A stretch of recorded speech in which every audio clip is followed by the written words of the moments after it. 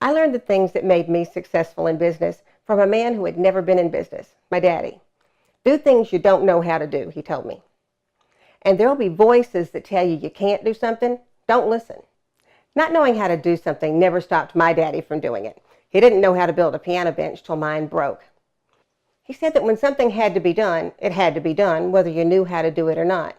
He said there's always only one right next step. And you know what it is because it's the only thing that makes sense. You find that and do it, and then you look for the next one.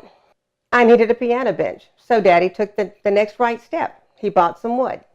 His lessons simplified my career in what can be a chaotic business. They gave me the courage to start a company when I didn't know how to do it. And they got me through some rough patches. The worst came 2 years after I started my business. I remember it was the night. I was sitting at my desk and tears were streaming down my face. We were in a recession. I'd been pulling money out of my personal account to keep the business afloat. And now rent was due and payroll was due and tuitions were due for my kids. And people made it worse. Everywhere I turned, they had been talking about how bad times were, and now their voices were screaming in my head. You're not going to be able to make it. Cut back. Cut employees. Get out of that expensive office. Times aren't getting any better.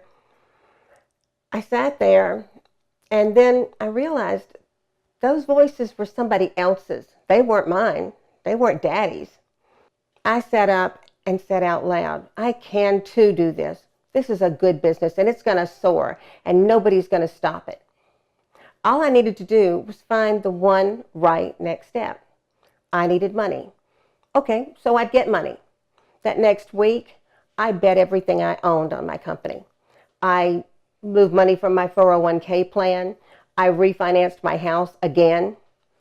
And with that, the immediate problem was solved. I had money. The next step was I had to earn more money. So I went to work. I knew how to make money. I got on the phone and I started talking to employers day after day and hour after hour.